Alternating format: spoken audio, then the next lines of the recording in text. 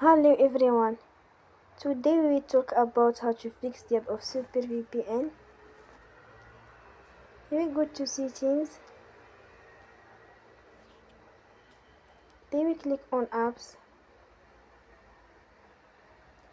After that you will search the app SuperVpn and you will click. Then you will offer stop. After that you will go to storage. Then we click on clear cache.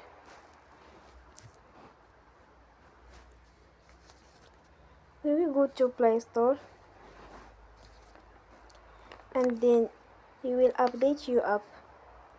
Don't forget to support us by like and subscribe. See you next time and thank you for watching.